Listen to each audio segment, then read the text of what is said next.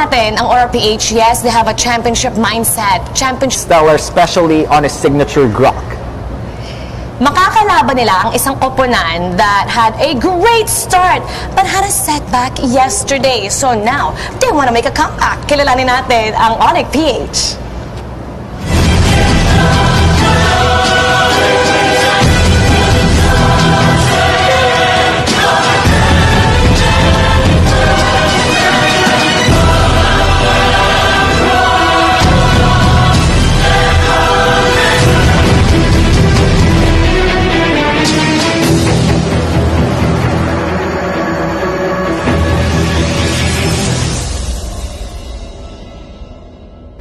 Itong Onic PH, natalo sila kahapon, had a setback in probably the longest game so far in Season 7. You'd expect that they'd be in a downward mood. Actually, sa inside scoop natin, they're 5 times better. They have fire in their blood right now. Para nga daw wake-up call.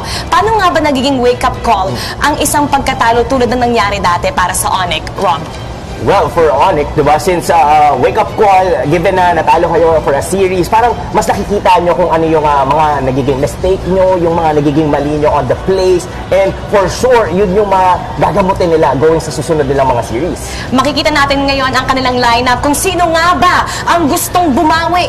Maglalaro ngayon Dilar, Hate, Iyaknu, Jay, and Kyrie. And looking at this lineup alone, based on the game that we saw yesterday, sobrang heartbreak sa kanila yun, napakahaba, and that was their first series lost. Again, the wake-up call is very important here. Itong mga players na nakita natin, for sure, gising na yan ngayon para sa rivalry matchup na to. Siyempre, pag rivals, ibang klase talaga ang ipapakita natin. Itong head-to-head na to, brought to you by Oppo A94. Experience gaming at full speed with Oppo A94 and get yours now for only 13,999 pesos. So itong dalawa, rivalry renewed, the rivalry remains. Itong two teams will collide to close this day 2 for week 3. Napaka-memorable ng clashes nila. Bakit nga ba ito inaabangan ng mga tao? What's so good about Aura and Onic going up against each other all the time, Rob? Well, pwede mo sabihin na lagi silang 50-50, na parang laging merong bago na magaganap dito. Look at that team comparison dito, no? Almost on par sila in terms of KDA, halos lahat ng stats dito, both of the teams, sabihin na natin, pantay sila, individual skills meron sila dito. Ang iisipin mo na lang dito, and how would they outbest? Number 1, drafting. Number 2 is execution sa mismong team play. Ikaw naman, Womi, what strikes out to you the most dito sa stats na nakikita natin? Gusto ko yung pareha sila ng Turtle Secure. This is very important kasi Turtles are a core principle or core objective in the early game. And if you have a better early game, most of the time you get to snowball into a better mid game or a better late game. And if both teams have the same stat in that regard, that means their early game will almost always be pantay. As you said, 50-50. It's going to be an intense match in the early game, and whoever finds the edge by mid-game will almost always win by late game. At meron din tayo mga manlalaro that always finds the edge. Who will be the head and shoulders above the competition? Put your game face on and finally say goodbye to those awkward #HGG moment thanks to Head and Shoulders. 100% dandruff-free and itch-free. Now, mas mabango pa. Meron tayong mga key players mula sa Aura. Nandyan si Benny Cutie, Lord Hades, and Raflesia. Yes, for these three people that we're seeing on the screens right now, Benny Cutie, sobrang consistent niya with the side lane. And Lord Hades dito, medyo yung start nila with the game with Aura PH, hindi masyado naging maganda. Pero yung previous series nila, together with JP, na yun yung kanyang naging tank, sobrang ganda na naging performance to ni JP. But Raflesia, this is already a legend. We've all known kung ano ang capabilities nito ni Raflesia. Para naman sa Onic, meron din tayong 3 manlalaro. Key players, Hate, Kyrie, Jay. Let's look at Kyrie here. Actually, no, let's look at Jay. Yung Angela pick niya has been very good for Onic PH. Again, Onic PH as a team, konti lang yung mga heroes played nila. They always stick to the heroes that work for them in almost all of their matches. And it's very important to take note that not only this Angela is great for Jay, but also the other picks as well, such as the Cho. Jay definitely is the player to watch out for in terms of amplifying the talents that they already have in Onic PH. Meron din tayong picks for both teams at ikukumpara natin ang dalawang manlalaro. These featured players will do all they can para hindi mag-GG. Bring your clay game with Master, sekreto ng mga guwapo. Featured players natin sa parehong koponan, meron tayong Reflecia and Jay.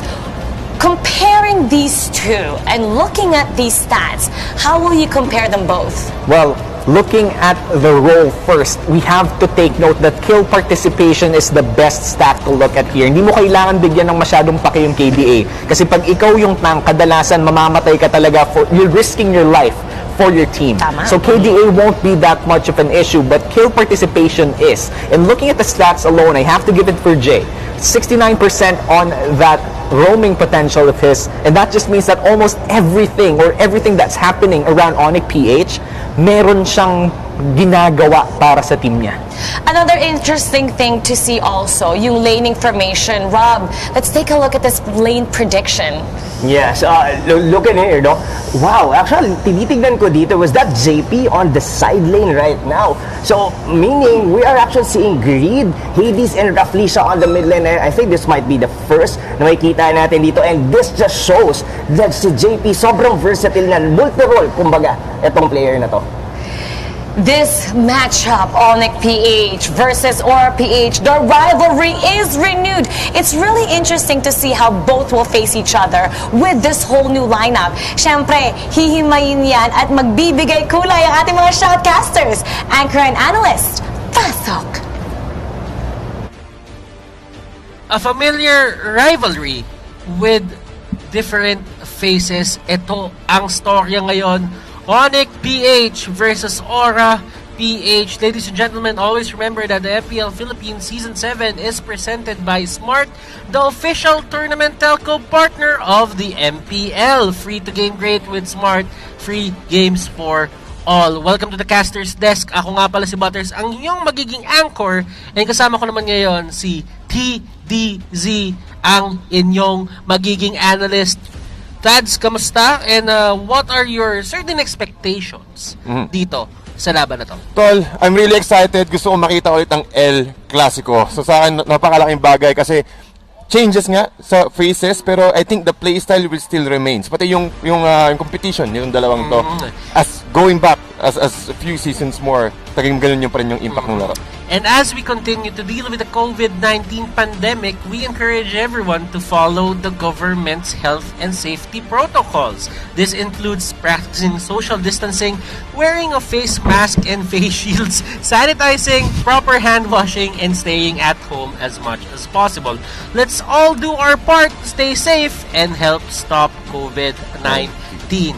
Ladies and gentlemen, mainit ang magiging tapatan na to, and iba ang mga players, pero each player na nandito has a story. Hate and Benny Cutie, former team members, now nasa magkaibang pwesto na sila ng team. Yep, nakikita natin yung performance ni Benny Cutie. Again, one of the strongest side lanes dito, and he's really fulfilling his role. Tsaka natin, siya yung unang player na nakita natin ng Bane Mage, di ba? So, really flexible for this one, and I think this is a very good addition sa side ng Aura PH. And who will make the smart choices in the draft?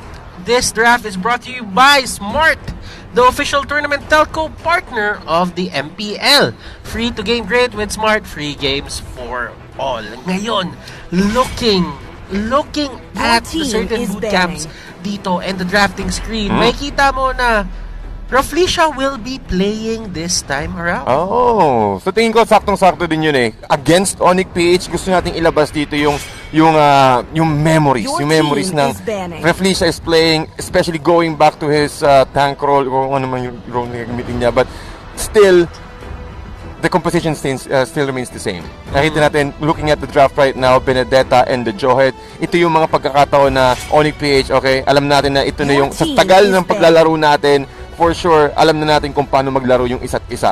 Adding to Benny Cutie's addition, ang laking pagkakataon ng Onic PH to show how refined their current workout is. But the thing is, Tads, TDZ, di Tads, TDC pa. Tol, kumusta? Kilowash is not playing this time around. Malaking bagay talaga yan. I think it's one of the preparations of Aura PH na rin. Since Onic PH coming from their previous defeats, most probably they will go for the almost the same lineup but a much more refined tune. So with the preparation from Aura PH, for sure ito yung tamang timpla na hinahanap nila against Onic. Refined tune, I like the word, Tads. But considering pa na doing it at a very high profile match para dito sa kanila, this might seem na Aura PH really has that versatility. But for the side ng Onic PH naman, they stick with their lineup and alam nila na kaya nila mapanalo to with a certain lineup alone. Kasi tingin ko kumbaga kung flexible yung isang kalaban, meron din tayong advantage when it comes to sticking to your main five. Kumbaga, pagkakataon na nandun din yung connection sa isa't isa. Kumbaga, mas madaling ma-execute yung mga plays. And I think that is also the strength of Onic PH. And, tol, nakita naman natin, kung mas solid yung team composition ninyo, mas magiging available din yung mga hero pools, mas madadalian yung mga players, and also the coaches to refine kung ano ba yung dapat na i-draft natin dito against this certain team, which is Aura PH. Onic PH picking up the Selena, as you've said, and this is going to give a lot of pressure para din-decide ng Aura. And ayaw mo din makuha kasi ng Aura yan kasi Creed is notorious for being one of the best, ang pinakamagagaling na Selena players dito sa MPL PH. Aura PH, sagot naman nila, it's going to be the Lunox, pati ang Baksha. Well, nakita naman natin yan from the previous weeks na highly contested, highly bannable ang Selena ngayon. Ngayong week 3 lang ulit na lumabas itong Selena, and we've seen how effective this Selena pick is. So yung wards niya, kumbaga yung kanyang traps that can provide information for the rest of the team, at kapag tumama yung Abyssal Arrow. So tingin ko ang sagot dito ng Aura PH, sige, papiliin namin kayo ng Selena, but we will also secure one of the most mobile tanks sa game natin that can easily control or penetrate the box ng kalaban. So tingin ko, looking at the previous performance ng Onic PH, yun yung ginawang butas ng Aura PH para ma-penetrate itong backlines ng Onic. At sinabi nga, yan yung pinaka-mobile sa Mobile Legends. Totoo. Kaya nga Mobile Legends kumbaga kailangan mobile din legend. Yung mobile din yung legend. Pero itong mga to, itong mga to, may mobility din sila. At kaya din nilang mag-iikot sa mapa. Pero ito yung this is one of the things na hindi natin napansin, Tads. They pick up the Diggy on the side of Aura PH. Napakawalan ang Diggy dito. Pero ang Onic PH, may sagot sila. Parang klasiko to ng Season 5 na may Selena ka, may papaling ko pa ka. Sakto niyan. Ang daming vision ng Onic PH niyan, tol. Ang daming traps. Kasi again, going back to what I've mentioned earlier, yung Abyssal traps and also yung Popul Surprise can provide vision to all of the brushes. So, ang sagot dito ng Aura PH, sige, ibalik natin yung Rafflesia, yung Rafflesia Diggy dito, Diggy Strat. So, with that, kahit merong traps, kapag patay si Diggy, pwede niyang gamitin yung kanyang ikot to cancel and also provide information sa side ng Aura PH. So, sobrang mobile ng composition dito ng Aura PH given the fact na meron din silang panghila or at least pang control dun sa core heroes or sa jungler ng Onic PH. Very well said, Dads. Aura PH banning out the Paquito. Ito din yung isang hero na hindi nila pinaka-priority. And mind you, isa yan sa mga pinakamagandang setup ng drafting na may mga meta heroes tayo na hindi napipili because we know that Onic PH wants to do something. Meron silang idea sa pathing nila dito in terms of the draft. And at the same time, yung Aura PH din, meron din silang priority. Now, Aura PH, yung Baksha at yung Diggy na to, nakita na natin kahapon. Ilang beses natin nakita natin to kahapon na may kasamang Estes. Nako. At nung may kasamang Estes, walang makapigil sa kanila. So, this might be a setup sa isang strategy na ginawa ng Omega kahapon. Ngayon, Aura PH, they might try something similar. Almost the same, yeah. Pati nakita natin yung performance Well, adding to what you mentioned earlier, Butters, yung Diggy plus the Baksha combination. So, kung sakaling hindi siya magiging feeding strat na Diggy na most of the time nakikita natin lagi sa ating mga rank games, Diggy is also one of the best hero to protect this 5-man composition. So, looking at the first 3 picks ng Aura PH dito, hindi malabo na mag 5-man group or mag team fight composition sila dito. Kasi against Selena, ang strength ng Selena and ng Populong Kupa, nag-e-excel sila sa mga solo heroes na naiiwan. Kung sakali, 4-4-1 Totoo protect, diba? Yun yung, pag nahuli ka ng isa din walang kasama, mag-pick off ka kagad. So, with this current composition from Aura PH, highly punishable. Ang kailangan lang nila dito is probably Rafaela, kaso yun din yung reason kung bakit binan ng Onic PH to, or rather be an Estes plus another marksman hero, since tingin ko yun ang kailangan nilang kunin against this high impact or yung mga heroes na gustong sumugod such as Selena sa side ng Onic. Aura PH, natanggalan sila dito ng Lance, so that is going to be somewhat of a loss para sa kanila, lalo na nakita natin si Hades na ginagamit to. Then again, yung Onic PH dito, tinanggal na lang nila yung mga heroes na kaya mag-disrupt at kaya mag-burst down sa kanila using physical damage. Alam naman natin na medyo mahirap din para sa isang Popolin Kupa, sa isang Selena kapag nalapitan na sila. Kasi tatandaan natin, still, ranged battle pa rin yung ginagawa ng Onic PH dito. Yung vision, nandyan. Yung traps, nandyan. Yung range, Granger, Selena, and Popolin Kupa, ano pang hihingin mo? Diba? Lahat kumpleto sa Ricardo's kaagad. Pati isa rin to sa mga deny pick sa side ng Aura PH. Alam naman natin si Lord Hades nung debut niya, nag-danger Granger agad siya at sobrang effective. So kinuha yun ng Onic PH. And nag-uho ka kanina, Butters. Alice pick ang nakuha ng Aura PH dito. Nako po. And Si Benny Cutie pa ang kukuha niyan, for sure. Eto, kanina pag-uusapan natin, range battle ang labanan. Pero pag may kayang mag-break in with a flowing blood at gagamitan ka lang ng blood at ibabind ka lang, i-root ka lang, that is going to be a big problem para sa side ng Onic PH. Pati ang hirap nun. Tol, pero sasabi mo naman, bago matapos yung sentence mo, Onic PH, alam na namin yan. Papakitaan na namin kayo ng barats. Detonas, welcome, Tol. I-welcome niya si Alice. Welcome back. Pug, kinuha, inumpog sa pader. Welcome sa grupo ng Onic PH. Yun yung ginawa nilang pang-counter dito sa Alice. Si Barats dito, yung welcoming community. Niya, Pagka siya tumitingin ng ticket. Boss, may ticket ka ba? Wala. Alis dito. Ginura sa pader. Pagad. Alis!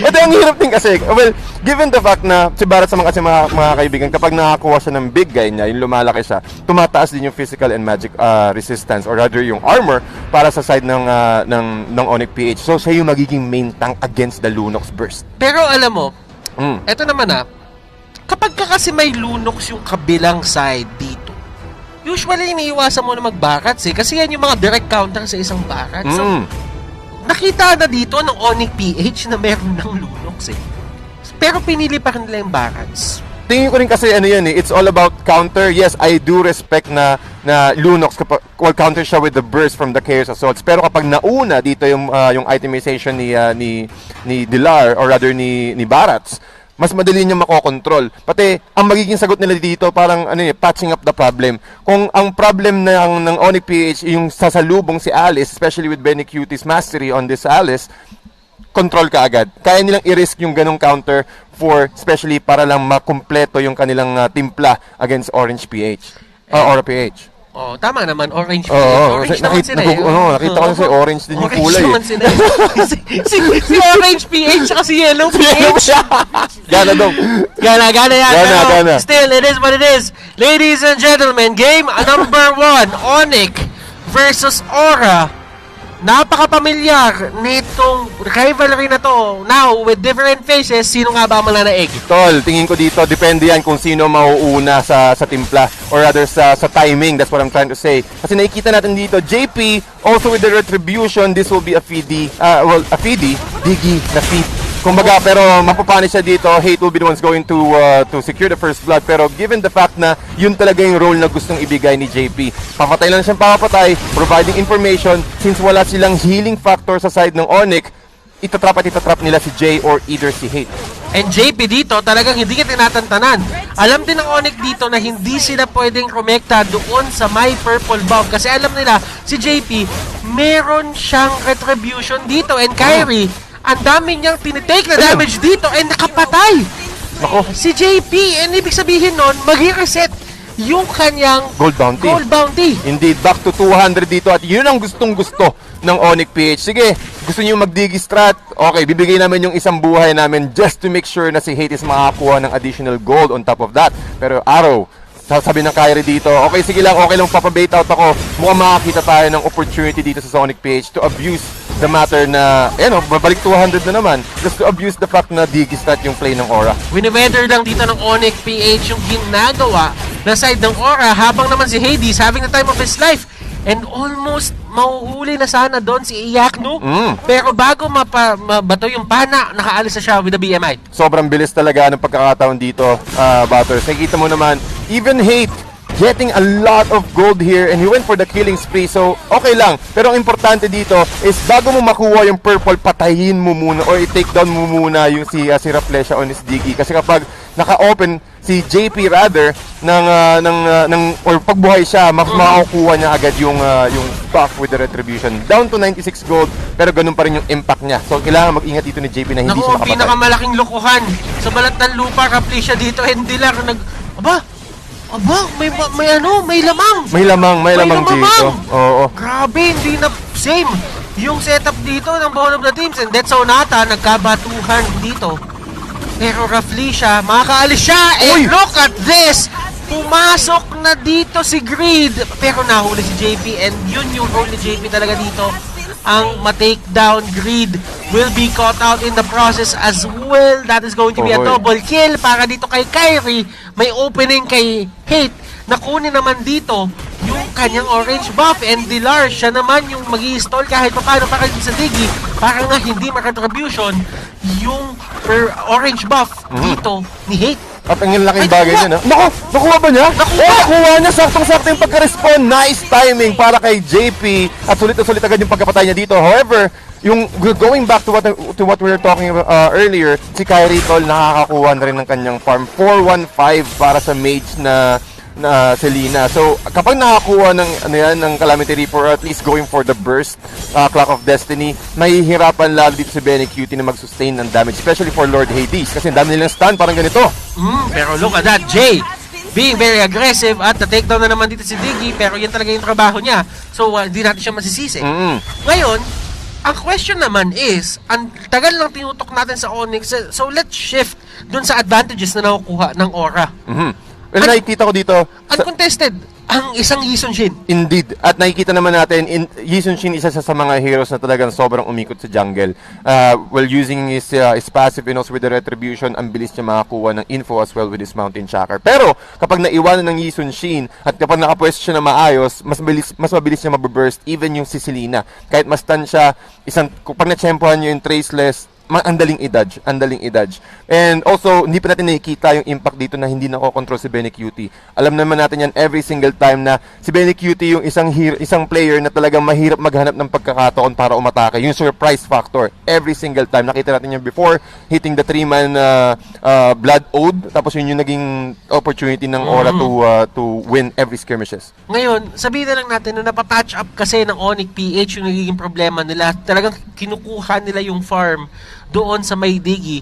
But at the same time, uninterrupted at uncontested yung Aura PH squad dito sa kanilang pagpa-farm. So that means, wala silang sinasagot na kahit ano. At dito si JP, sobrang annoying niya sa mapa. Kahit yung times journey niya, pinipihit niya para lang madagdagan ng extra time dito yung Onic na i-take down siya. Indeed. At kita mo naman yan, talagang trabaho lang, providing information sa side ng Aura PH, kaya nakakapag-farm safely dito si Benny Cutie and also Lord Hades. Hanggat may information ka, kung kahit makadikit ka lang sa isa o dalawang hero, okay na yun eh. Ngayon, alam mo, ang 15-2 ay isang ilusyon kung makikita mo kung paano gumalaw dito yung Aura PH and Benny Cutie with another play, pero matutumba siya dito with a Death Sonata, and that was a great play coming out from Onic na minimize nila yung mga possible losses nila and na-punish pa nila dito si Benny Cutie. That's what I'm talking about. Kyrie 5-1-5 at the moment. Kapag nakapag-farm si Kyrie dito, kahit pumasok si Benny Cutie, mache-check yan. Kahit isang Abyssal Trap lang, but with the burst from the Garrote and also the Soul Eater, mapupunit ka agad, mapuforce si Benny Cutie na kumuhan agad ng Winter Truncheon. But that's not the issue. Nakita mo natin dito, he's going for the Clock of Destiny plus the Lightning Truncheon combo. He's still going for that burst. Pero it's just a matter of time dito sa side ng Onic PH. They need to execute their play as soon as possible and play aggressively, just like so. Pero si Greed, again, he knew na, okay, meron tayong information kung nasan yung mga core heroes dito, pwede tayong pumasok sa loob ng tier 2 and ng tier 2 at tier 1 turret.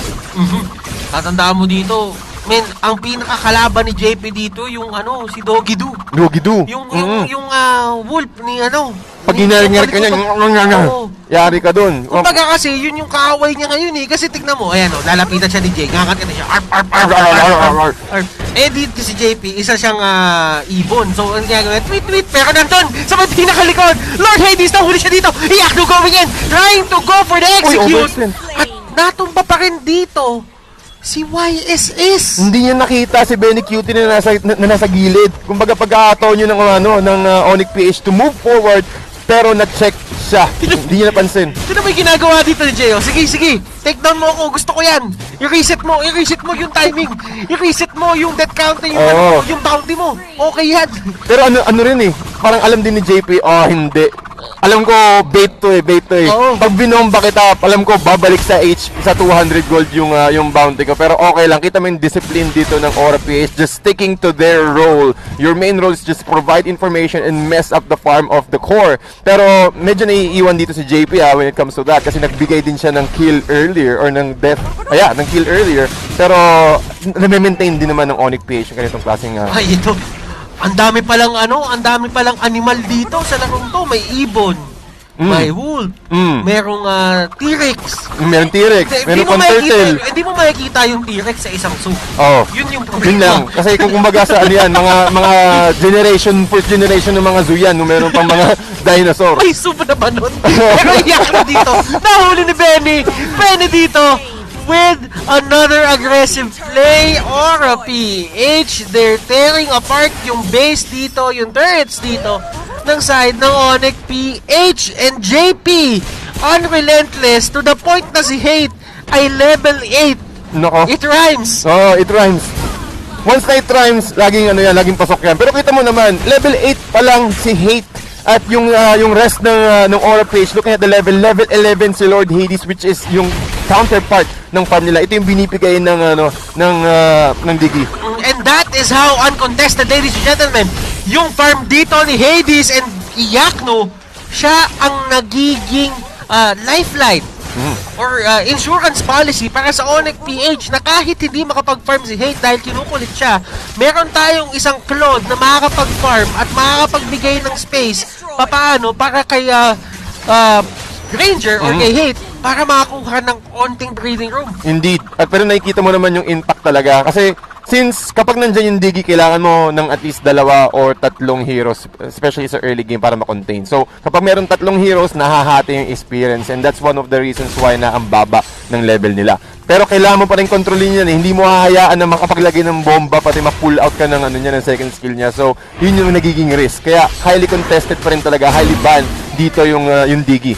Uy, pero nakikita mo ito, ginagawa nila pana, tapos sineset upan ng trap, si Grid dito, nahuli sa may likod, pero makakali siya with the Order of Brilliance, Benefit dito, Blood tinama sa pader and the welcoming committee, pero nasa may pinakalikod si Raflesia tanking all the damage in the world na binabato dito ng side ng Onic PH. May nahuli si Kuya Grid, na-stun siya dito, pero nandun sa may likod. Ladies and gentlemen, Aura PH, inaagaw nila dito yung purple buff ng Onic PH. Jay trying to fight, Kyrie trying to fight. Tignan natin kung mapipigilan nila dito si Benny Cutie. And the Winter Truncheon, ladies and gentlemen, will be used. Pero kakayanin pa rin ang damage output ng Onic dito na pigilan kahit papano ang isang Benny Cutie. While si Lord Hades, pipilitin niya sana si Dilar, pero hindi din siya sure kung nasaan yung ibang members ng Onic, kaya titigilan niya na. Titigilan niya talaga muna. Pero ang ganda ng positioning dito ng Onic PH. They took advantage of that choke point. Okay, sige, gusto niyo lumaban dito. Benny Cutie did his best para masustain, pero yung prioritization ng Onic PH just really aiming for the main core. Pero dito sa bottom lane, Raflesia just trying to be annoying, trying to provide information where is the rest of Onic PH. Since alam na nila na nasa baba si yung Onic, nakita natin yung sa minimap, sa top lane, sinusubukan pa rin ni Lord Hades na makakuha ng farm na kailangan niya. 0-1-4 at the moment, pero kapag nakapagbili pa ng oras dito yung Aura PH, for sure, lalamang sila once we have reached the 15-minute mark. Tingin mo ba dito, TDZ, na kailangan i-focus ni Grid si Dilar? Kasi si Dilar 307, hindi pa siya namamatay. si Grid talaga dyan, ito yung tinatawag natin na power spike eh. Kumbaga si Dilar mahirap siyang hulihin kasi lagi siya nasa backlines most of the time, or at least ang main role kasi ni Dilar is hulihin dito si Benny QT. So kapag nagkaroon ng opportunity dito si Grid na i-burst out using the carrier's assaults, mahihirapan pa rin siya kasi ang dami pa rin disabled ng Onic PH. If you want to use the carrier's assault bursts, mawawalan ka ng opportunity na makapag-order of brilliant. So magiging risky. So ang kailangan nilang gawin dito to counter Dilar or at least control Dilar is pumasok muna si Benny QT. Gamitin nyo muna yung Detona's Welcome para for sure na hindi matatrap o hindi matipigilan ng Onic o ng Aura yung Detona's Welcome nila. At meron tayong laban na nakikita ngayon, sumasali si Lord.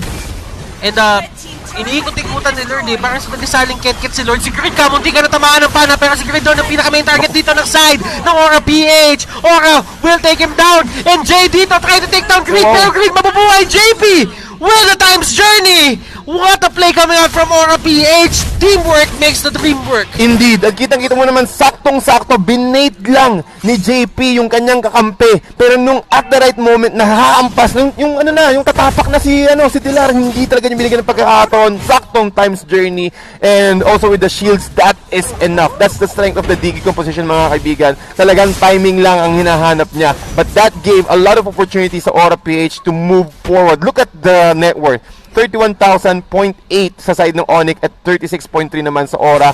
Ang laki pa ng lamang nila. And looking at the count, the counts of turrets, lamang na lamang pa rin ng Aura PH with the vision na binibigay dito ni JP. Tingnan mo kung gano'n ka-uncontested yung farm dito kay Lord Hades. Naka-BOD na siya. Naka-endless battle pa. Tapos pa-proceed na siya sa third item niya.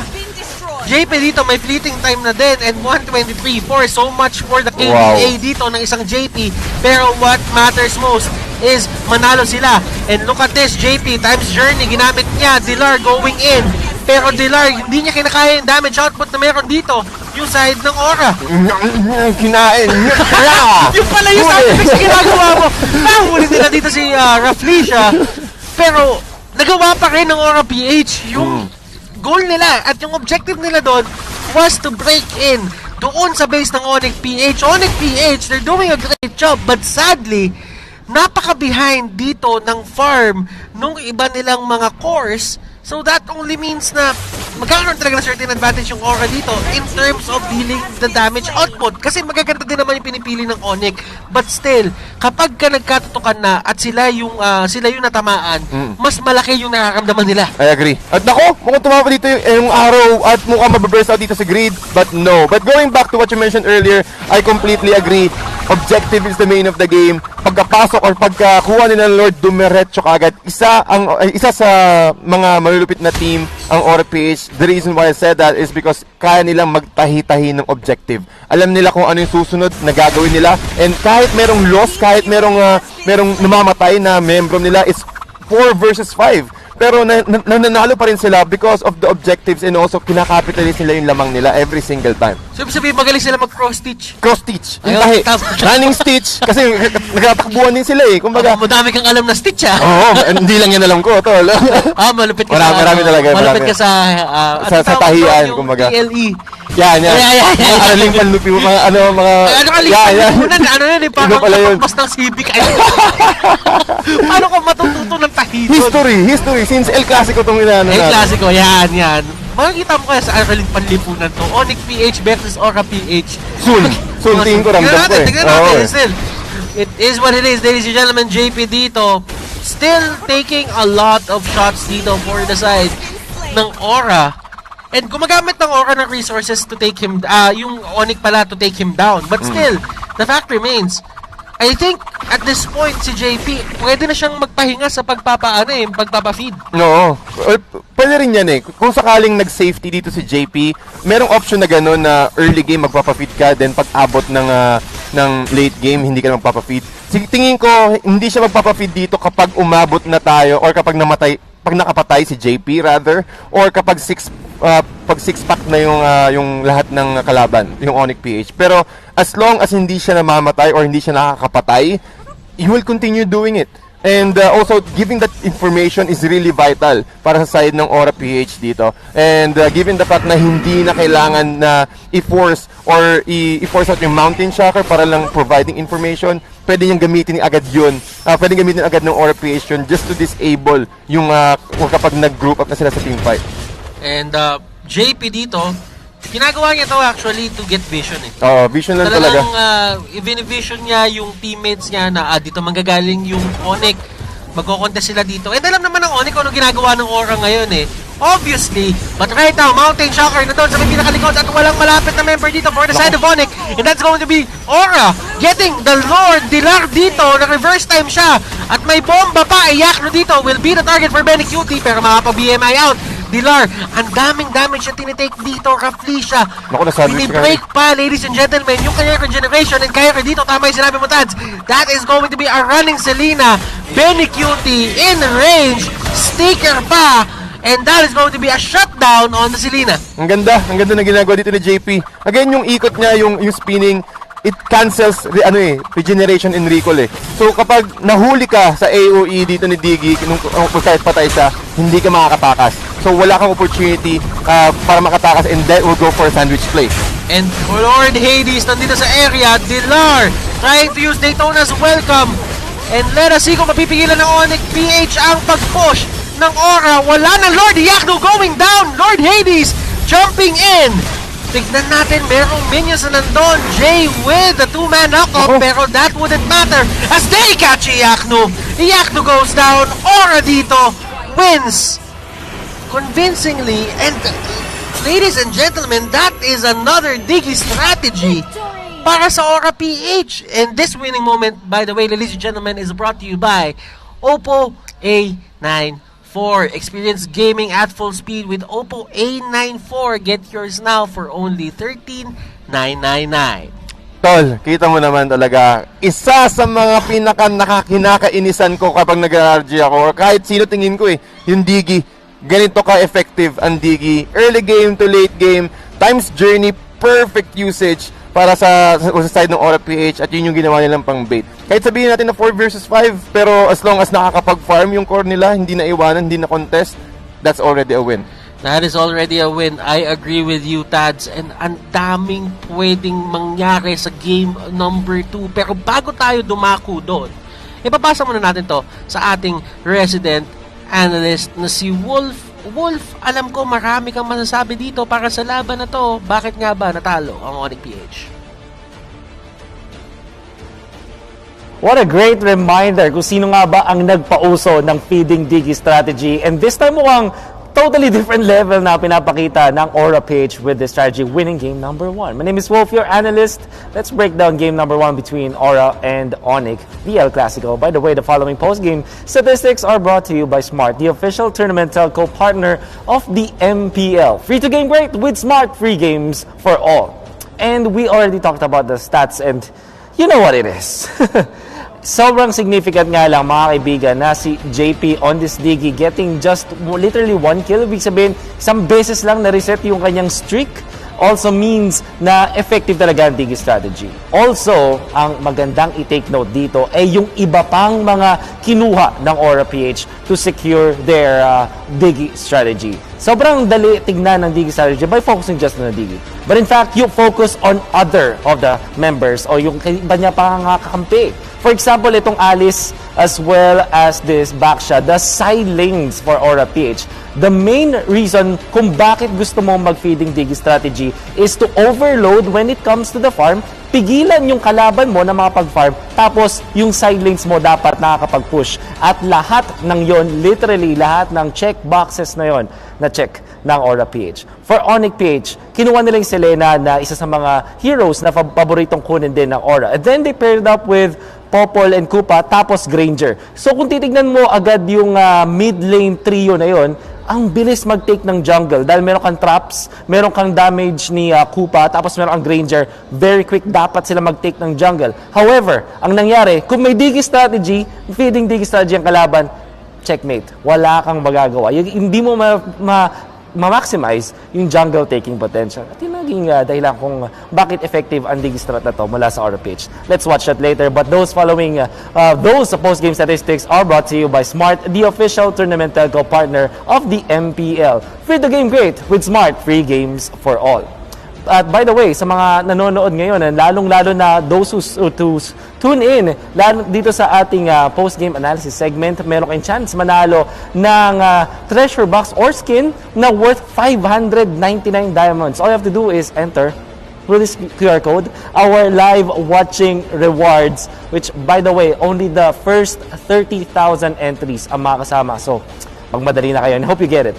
Why don't we watch the highlights of the match of game number 1 of the El Clasico, as these game highlights are brought to you by Smart, the official tournament telco partner of the MPL. Free to game great with Smart, free games for all. And lagi natin sinasabi, hindi naman pwedeng makakita tayo ng Aura PH game tapos walang Digi strategy. And I mean, most teams just ban out the Digi against Aura PH. Yung Onic, they kind of thought na kung pwede silang makanakaw ng Selena mula sa Aura PH, and Kyrie was amazing by the way, this particular game. However, hindi talaga naging maganda yung game para kay Hate. If you're looking at the Barat sa side lane, isang hero na siguro ang pwede lang makapatay coming out from Aura is the Lunox na latter stages of the game. But overall, ang Onic PH, what they have are solid side lanes din naman. Pero magkakaroon kasi ng clash around the purple buff area later on, and we'll get to see how genius Aura PH is at kung paano nga nila kabisado itong Digi strategy, feeding Digi strategy. That jump coming out from Iakno, ang ganda sana, pero hindi nila napatay agad si Lord Hades. Nandito si Hate na, technically speaking, alam mo yung worst feeling for sure. I mean, any other marksman jungler dyan for sure ay sinusumpa. I guess that's a best term, ang pagkakaroon ng Digi strategy. So this is one of those purple buff fights around the area ng Onic PH na lagi nakukuha ng Aura. Tapos si Benny Cutie was so phenomenal on this. And I think that he will die eventually. Pero yung kanyang impact, dahil si Lord Hades nakapag-farm, you have tabs doon sa ating Claude with Renchain being there para hindi siya makapag-farm. And then this particular fight, si Greed, nagpahabol sa Onic PH and nag-overcommit ang Onic, hindi pa siya namatay. In fact, the times journey usage mula kay JP, sobrang lupit ng timing. Na-isolate din si Barats sa dulo, at kahit gaano kakakunat with the Barats, kung tatlo ang humahampas sa'yo, you will not stand a chance. Kaya nga naman din, masasabi natin na ang Aura PH ay talagang masters of this feeding Digi strategy. The last clash around the Lord JP, once again, good timing in the times journey, at hindi lang yan, yung spacing ng ibang members ng Aura PH outside of the Lord area, this allowed them to, technically speaking, uncontestedly get the Lord. Parang, sige, may mga heroes at mga players ng Onic PH around the Lord area na may influence, but technically speaking, dahil hiwa-hiwala yung mga members ng Onic at hindi nila na-maximize yung kanilang strength as composition, plus the fact na wala pa silang farm dahil feeding Digi strategy to, this allowed Aura PH to secure that last Lord and eventually the match. By the way, look at the MVP of the game, brought to you by Smart, the official tournament telco partner of the MPL. Break through your own limits, rise above, and be free to game great with free games for all. And kung titingnan natin ng MPL Season 6, ang makikita nyo with the Digi na MVP was Raflesha. This time, it's JP. Raflesha playing and subbing in, technically speaking, para kay Kiluwash. Pero parang walang pinagbago. I mean, in fact, JP with his timing on the times journey, dun siguro talaga nabigay sa kanya ang award ng MVP of the game.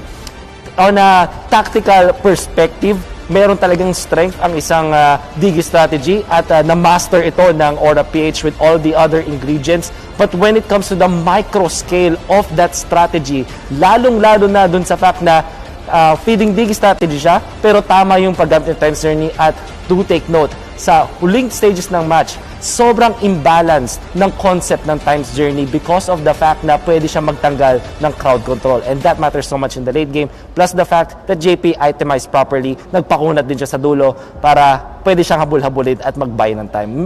Man, mauubos ang oras natin kung lalo ko pang i-discuss yung gaano kalupit ng game na to, but for now, let's throw it back to the casters.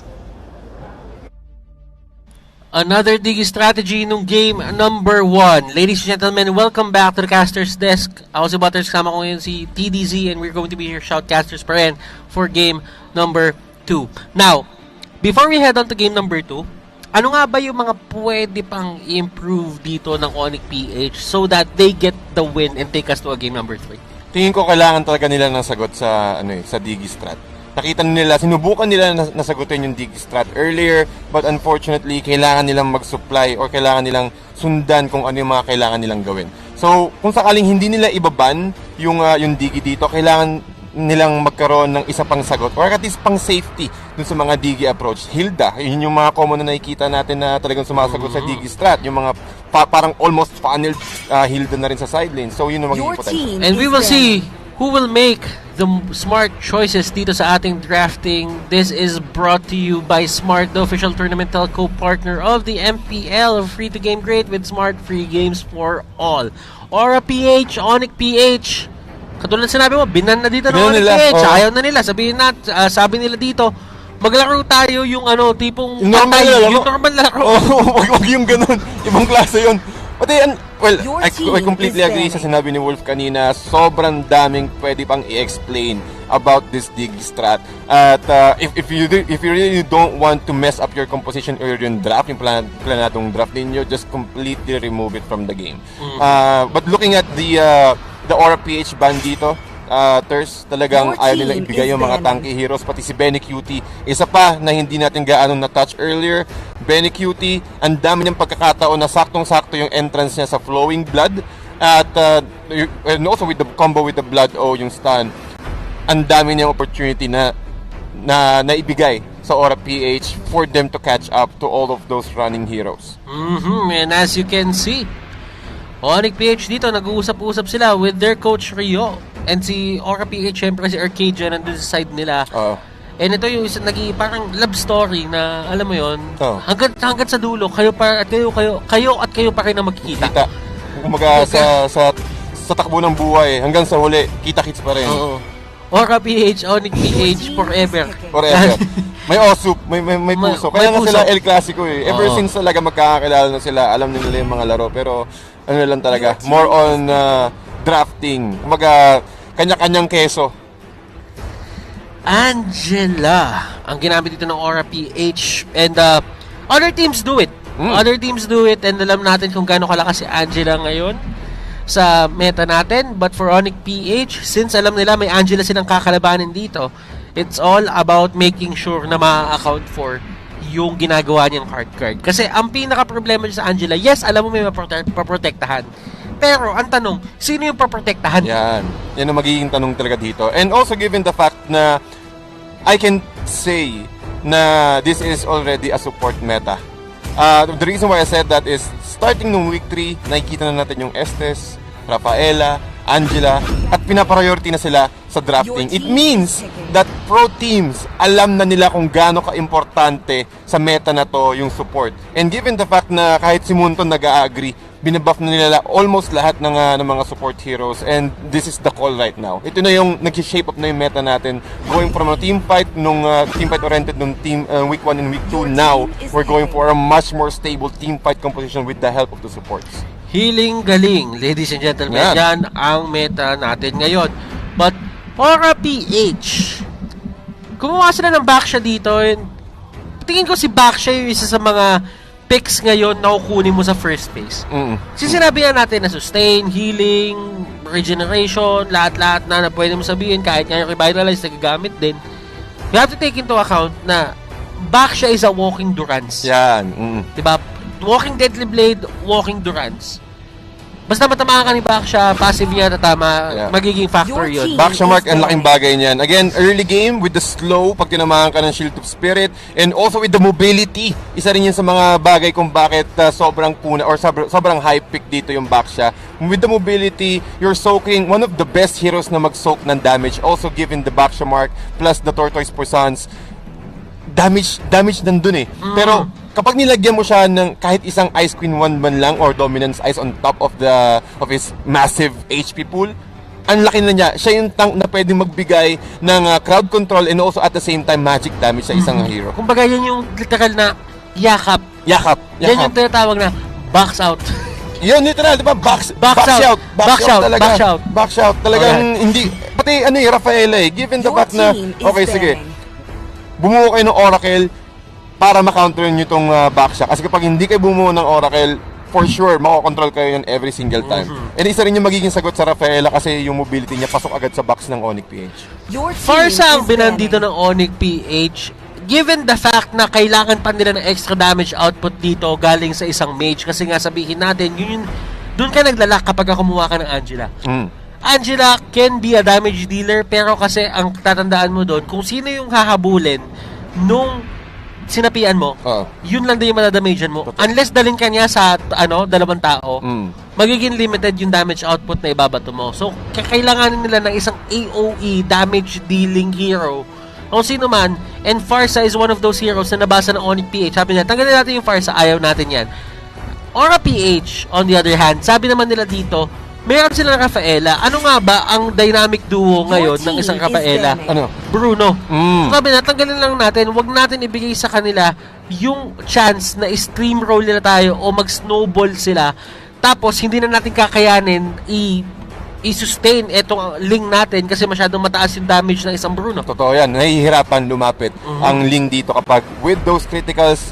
And kaya napakagandang ban dito sa side ng Aura PH. Pero yeah, I completely agree. Nakita tayo ng Angeling combo ngayon para sa Aura PH, but kailangan nila ng mage. Adding to what you mentioned earlier, Butters, na tingin ko pagkakataon na to ng Aura PH na makakuha ng Kagure.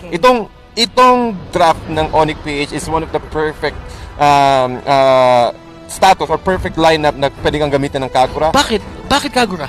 Kagura kasi isa rin siya sa mga heroes na pwede mong lagyan ng Necklace of Durance. Kung sakaling mahihirapan dito si Greed kasi yung back mark niya only good for one hero kung tamaan siya ng Shield of Spirit.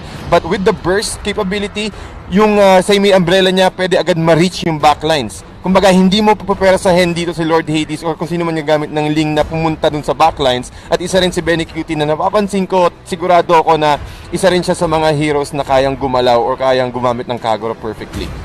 So, crowd control, isa rin siya sa mga roles na pwedeng ibigay para sa Kagura and also yung yin-yang overturn niya. Lunox ang kinuha nila dito, TDZ. And this is a good way to deal with the backsha. Oo. Actually, good way to para i-deal yung masasapian ng isang Angela, yung backsha, at kung sino pang tanky hero na pwedeng kunin dito ng Aura PH.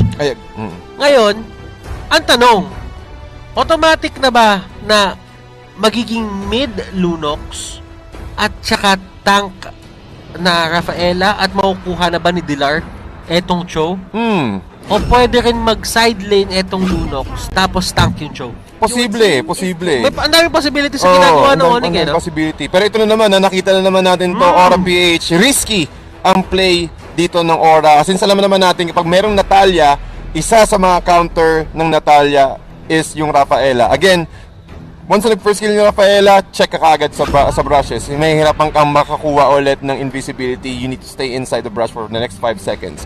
But, handa ang Aura PH na i-pick dito para lang magkaroon sila ng access sa backlines and shut down the Rafaela perfectly. Pero ang style dito ng Onic PH, they need to keep in mind of their positioning. Kapag nakakuha sila ng perfect box na may hirapan yung Aura PH to penetrate, for sure, it is a good opportunity for Aura PH. Risky itong draft dito ng Aura, tol. Risky indeed. And right now, as you are seeing Greed with his signature, Natalia, tatandaan nyo, yan yung isa sa mga, yan yung hero na nagpapanalo doon sa kanyang former organization na Sunsparks.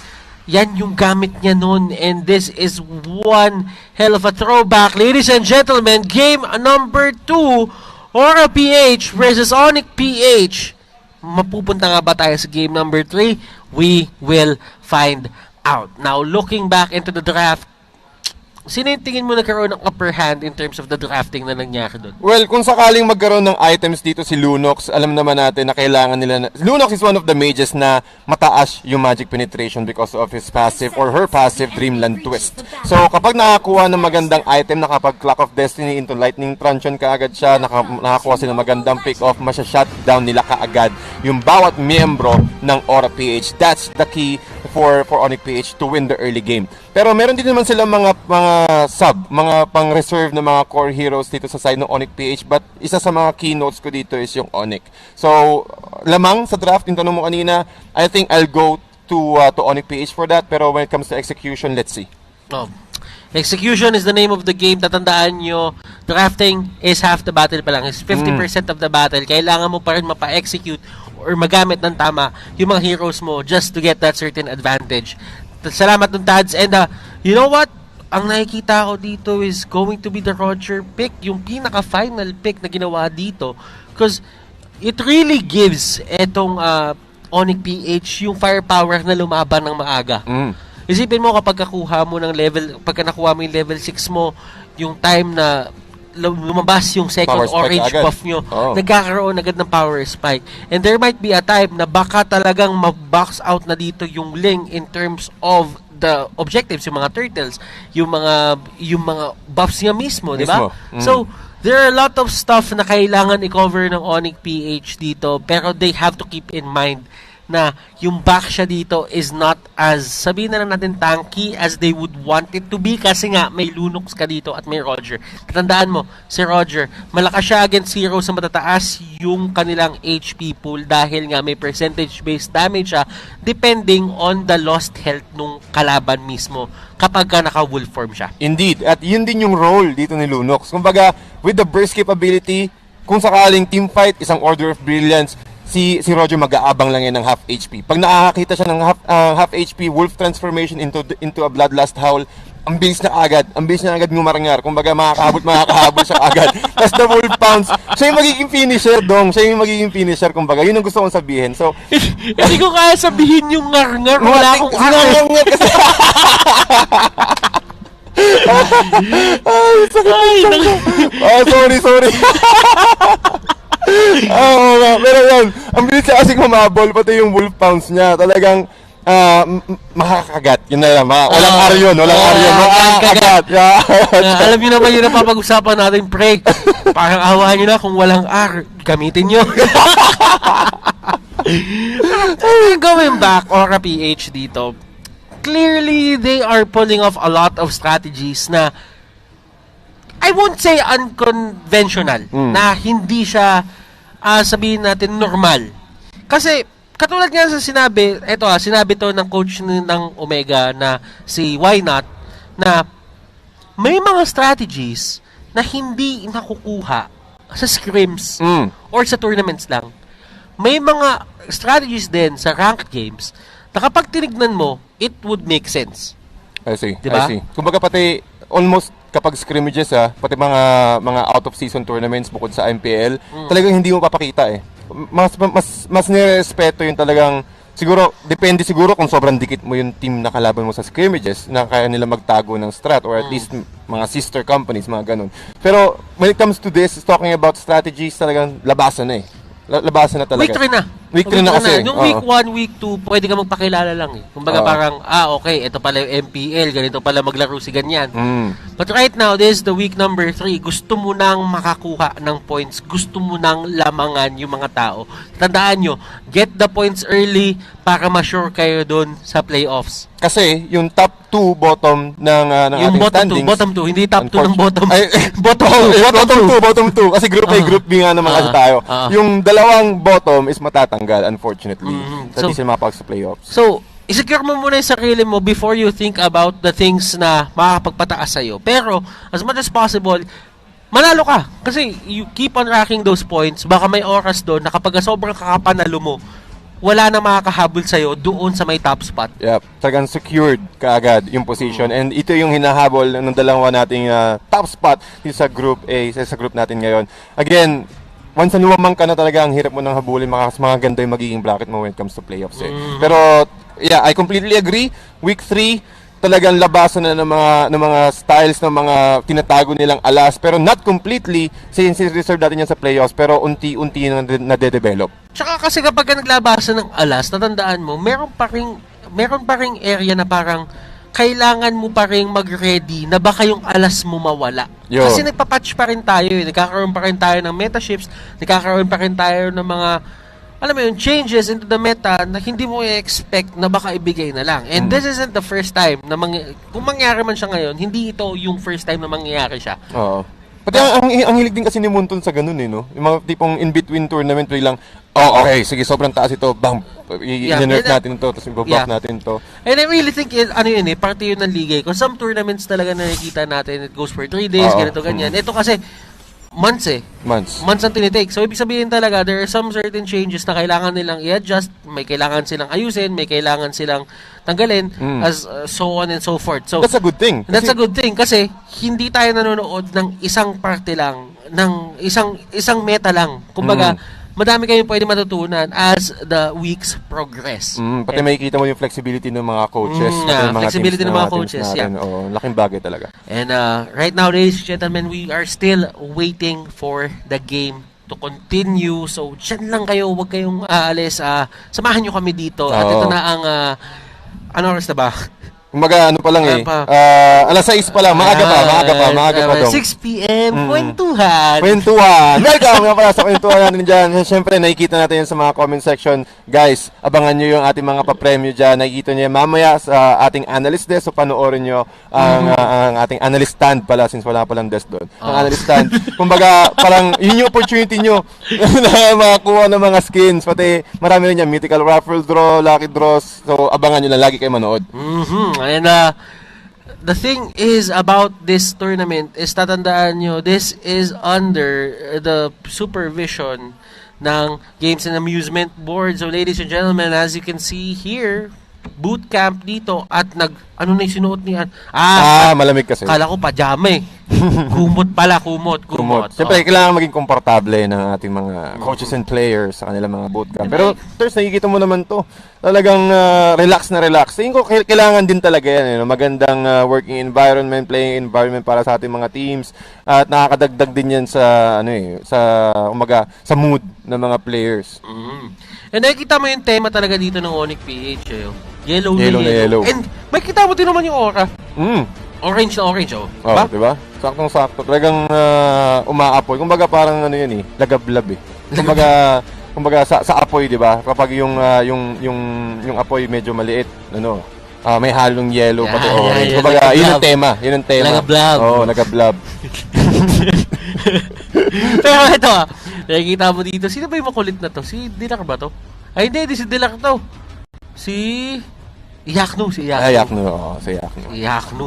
At andito naman sa kabilang dulo, sa kabilang dako naman, kung napapansin nyo, may camera pang nakatutok. Sino kaya yung tao na nandun sa camera? Kumbaga, malamang si ano yan. Siko eh. Malamang yung creator nila yan. Yung mga video editor nila, yung mga shooter nila. Yan. Nakita natin yan, syempre dun sa bootcamp raid. So if ever gusto yung panoorin pala, yung kung nakikita niyo yung bootcamp nila ngayon, kung gusto niyo palang panoorin yung mga behind the scenes natin dyan at yung mga ginawa natin activities dyan, please do watch yung bootcamp raid. Nasa MPL Philippines page yan. Nandiyan yan, may episode bawat team. Indeed. Pati meron din pala yung, kung gusto niyo naman yung mga inside scoop to know more about the players of MPL, panoorin niyo rin yung MPL Chillax. Nandiyan yan. Ang dami natin ginawang content ngayon for you guys. And alam mo, itong nakikita natin ngayon, naikot namin lahat yan. Naikot namin lahat yan. Kahit nga yung rep dyan ng Aura, binuksan ko eh. Siyempre, mga goods yan. Nagpaalam naman ako. Pwede ba buksan yung rep niya? Sabi niya, sige lang, buksan mo. Kaya nga raid eh, no? Raid to! Meron bang raid na, But at the same time, nabuksan ko din yung rep ng Actually, lahat ng rep. Hindi ko alam kung ba't ako lahat nagbukas ng rep eh. Pero, nabuksan ko lahat ng rep nila. Ayos ba yun? Lahat talaga. Kumbaga parang kapag papasok si Butter sa mga ganyang raid talaga, mga kaibigan. Kailangan mo talagang rep. Rep ilalabas yan ng yan ang lagamatic dyan. Pero, eto coming into this game, tingnan natin yung mga storylines naman na meron tayong mga players dito. Katulad ng nasabi natin kanina, Benny, Cutie, and Hate, dati silang magka-team dito. And as you can see, there are some instances din na natandaan mo si Dilar at si Kilowash, yung talagang naging magkaribal. For the longest time, kahit si Iyakno din, nakita niya na din karibal dito, sila Benny. But at the same time, wala si Kilowash dito for this certain game. Pati ang ganda pa rin ano. Kasi, well, given na nawala nga si Kilowash, pero almost the same pa rin yung playstyle dito ng Aura PH. Ganun sila tingin ko ganun ka solid, ganun ka structured yung playstyle dito ng Aura PH. Isipin mo, ang laking factor na kasi kapag meron ka talagang 6-man or 7th man, ang advantage is mas nagiging flexible yung composition ng team nyo eh. Merong mga playstyle na mas suitable sa ganitong kapag pinasok natin si 6-man, doon din pumapasok yung mga sorpresang hero nakita natin dito before yung kay Lord Hades. Pero tingin ko yun din pumapasok yung flexibility dito ng mga team. So which is really good for both And teams. the moment you have been waiting for, ladies and gentlemen, this is game number 2. Pumasok na tayo sa Celestial Palace at tingnan natin kung sino nga ba ang mga kalamang dito sa game number 2. Onic, napaka-aggressive ng galaw na ginagawa nila. Talagang nagkatagad ng wave si Dilar. Sabi niya, Rapli siya. Ayan, level 1 ka pa lang. Dito ako susubok lumamang. Pero tignan mo yung ginagawa nito. Nililep and right niya lang. Talagang almost all clear. Since they understand na, okay, si Rapli siya yung tank hero na hindi kaagad makakapag-clear up ng wave. So with that, that will be a really sustainable energy shield damage. Oh, pero nakita niyo man si Hate. Gusto pumasok for that punish and Hate dito. Siya pa mabibigyan. Roughly siya dito. Just in time. Jay, mapipilitan gumamit ng flicker. Pero Hades naman nyo dito. Pumasok rin with a poke. Hindi magiging enough yung damage. Kyrie and Yaknu na pwersa silang umalis sa sarili nilang mga lane. Muntik pang makapatay dito si Rafflesia using the concussive blast pero hindi tumama. With the mobility from Jay, gamit ang kanyang sub-talent sa support emblem, maaga siya nakatakas. Pero that was a nice opportunity for Onic PH. Ang ganda na ikat nila kaagad, but with the response from Aura PH, that is, makikita mo talaga na hindi ibibigay ng Aura PH na libre yung kahit anong kills o kahit anong klaseng aggression dito na binabato ng Onic. Tanda mo si Greed, nandito lang siya. Binibisita niya yung dati niyang teammate at kaibigan na si Dilar. Pero nakikita mo naman si Dilar, unrelenting, trying to go in. Nandito na rin si Hades at hindi enough yung damage dito ni Dilar. Execute will be used pero hindi sakto sa damage threshold. Hades dito with the punish. And Aura PH dito showing Onic how it's done. JP, tinalunan siya dito pero sabi ni JP, kaya ko umalis dyan with the love waves at kaya ko kayo slow. Indeed. At ang laking impact ng love waves niya when it comes to catching up people. Nakita naman natin kanina na naging successful si Lord Hades by taking out the Benedetta. Tingin ko kung medyo hindi umabot sa Benedetta with that one tower shot, it should be enough or makakapasok siya agad sa range ng kanyang sariling turret. Kyrie dito, nahuli si Greed pero Kyrie ang next target nila dito, Angela. Using the Heart Guard, Rafflesia naipit sa may gitna, iyak na dito. Asipa, kay Ling, Hades dito, makakatakas. Pero Rafflesia, siya nga ba magiging next target? Titigil na siya ng Onic as they go straight for that turtle. Rafflesia nasa area pa rin. Retribution hindi present. Kaya Onic PH, that is going to be somewhat uncontested. Pero tatandaan natin na si Greed bumalik na and he will get a kill on Yaknu. Ang ganda ng pagkaka-play dito ng Onic. Alam nila na okay, sige, kaya natin i-contest. Nandun sa taas si Benny Cutie. So he will just stay there for a while. At wala. Naging successful dito yung prioritization ng Onic PH. They prioritize Lord Hades para lang masigurado nila na hindi available yung retribution. Hindi mako-contest ng Aura PH itong potential Lord take ng Onic. So which is really good. Ang ganda ng pagkakakontrol nila since alam nila na okay, lamang sila sa kills, sa mga Aura sa kills, pero as long as we can get those objectives, as long as we can get that additional gold from the turtle, pati yung turtle buff, mas magiging aggressive ngayon yung Onic. Onic dito, inispatan lang nila kung saan si Greed. Si Greed dito talagang tinitignan niya lang yung pathing na ginagawa dito ni Hate. Alam dito ng Aura kung nasaan etong mga heroes or sa jungle heroes ng side ng Onic at the said moment. And right now, tignan natin kung paano nila ipipwesto yung sarili nila. Well, sa akin din kasi, it's all about positioning at nakita naman natin yon. Yes, I completely agree. Greed, talagang naghahat na siya ng magandang target. But with the control from the Holy Baptism ni Jay, na-stop nila kaagad yon. At nagkaroon ng time yung Onic ngayon na mag-position. And Kyrie dito, going in at Hades. Order of Brilliance ang pipigil dun sa aggression pero hindi magpapapigil si Greed going in. Meron siyang execute doon.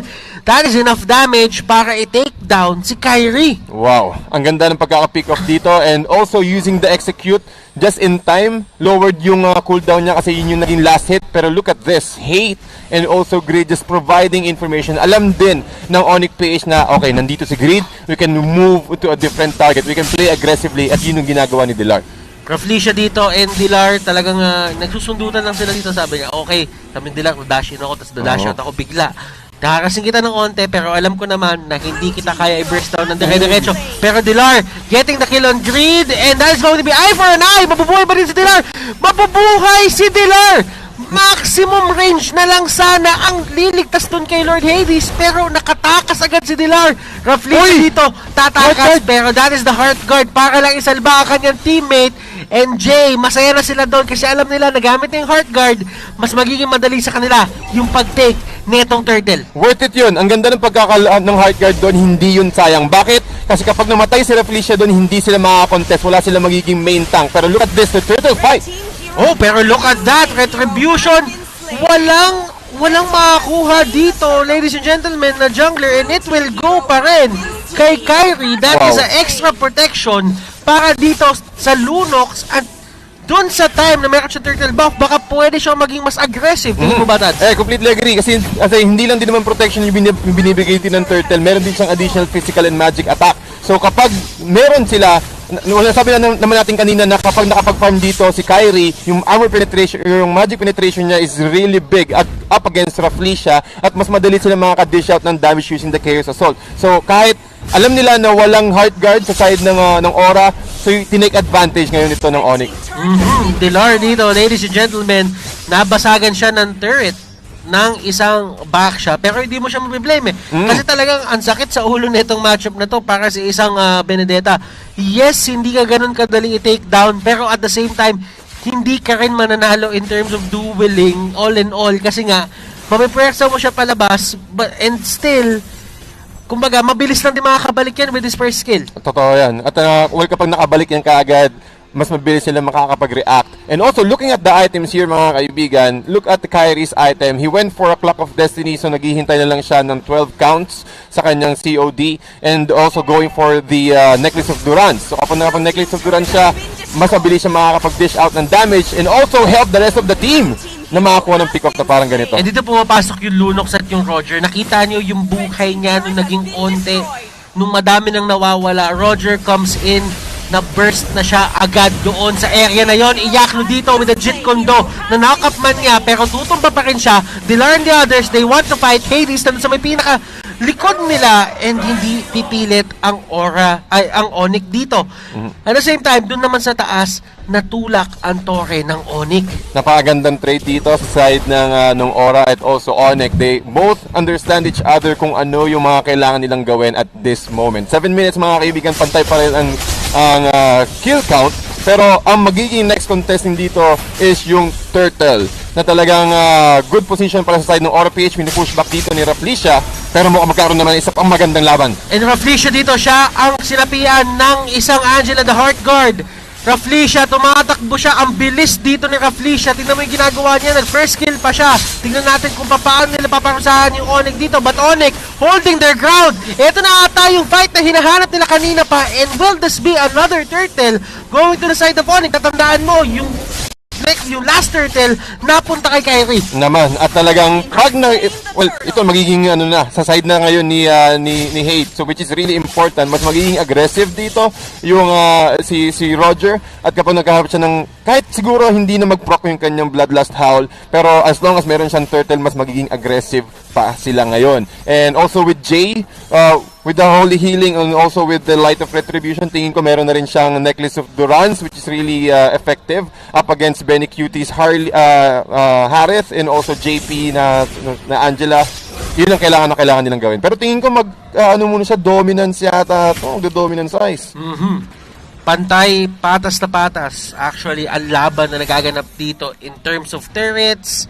Ang nakakalamang lang dito ang Onic in terms of getting the turtle objectives. And Hate dito, naging main target nila. And look at that, ultimate coming out from Jay. Napigilan niya yung tatlo, pero hindi enough yun para patakasin ang Roger Hate. So, ibig sabihin, Grid and Dilar, nagsusundutan lang sila dito, as you can see right now.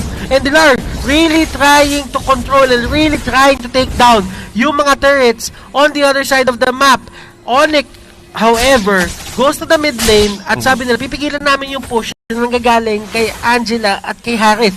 Indeed. At alam naman natin na si Harith, isa siya sa mga malulupit or sobrang bilis na makakuha ng turrets using his Diamond Force. So, Holy Baptism tumama pa dito. But as I was saying, yun yung magiging first objective ng Aura. Control the map. Pero ang magiging problema dito is Iakno is also doing the same thing. Uy! Pero look at that! Nahuli nila dito si Hades at hindi siya makaka-react doon. Execute, making a way para hindi na makapsapi dito ang isang Angela. And look at this, Kyrie bursting everyone down. Angela with a sliver of HP. Benny Cutie sinubukan lumaban sa may gitna pero masyadong mataas ang damage output ng Onic PH dito. This is Onic magic, ladies and gentlemen, working in their favor. Talaga, at makikita naman natin dito yung damage na kayang i-dish out ng Onic PH. Hindi sila takot na sumulubsob sa loob ng territory ng Aura PH because of the holy healing ni Jay. And also, well, he went for the pull yourself together, so talagang kaya nila makipagsabayan. Okay lang na kahit mamatay dito si Jay, he can also utilize the deity penalization, yung kanyang yung huling buga dito ni Rafaela kapag namatay siya. So afraid, medyo risky din. Medyo controlled yung galaw dito ng Aura na hindi agad ma-proc when it comes to lowering down the HP. Kasi kapag half HP with the help of the deity penalization, mas mabibilis lalo dito si Hay. At tignan mo, naipit dito si Greed dun sa pwesto ngayon, side ng Onic. Pero, luckily for him, hindi alam dito ng Onic na nandun sa area na yon. And Onic, nag-set up sila for the Lord. Talagang ano lang, more on objective.